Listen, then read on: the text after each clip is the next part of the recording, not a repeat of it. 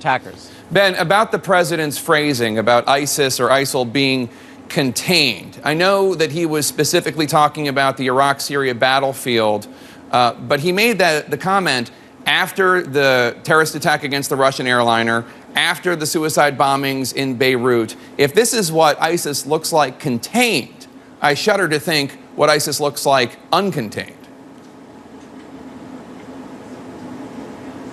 Well, again, Jake, as you noted, it's a very specific point the president was making that we had seen over a year ago, ISIL on the march in both Iraq and Syria taking more and more territory.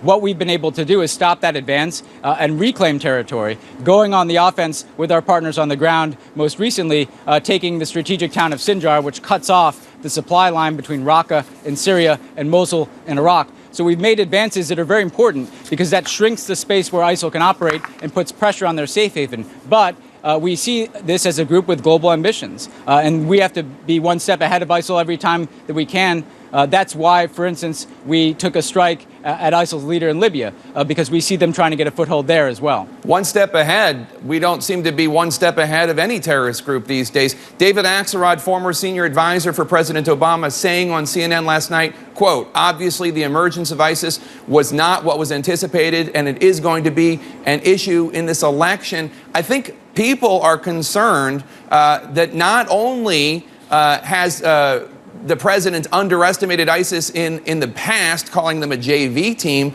but that they may continue to underestimate them. I don't want to get into litigating the whole JV thing, but this is the worst atrocity in France since Hitler. Jake, there is no question that this is a very significant threat that is going to pose a long-term challenge. The president has always been very clear. This is a long-term campaign. There are going to be setbacks, including tragic setbacks, like what we saw in Paris. That obviously it was an outrageous attack against one of our closest allies, and as the president said, against all of humanity.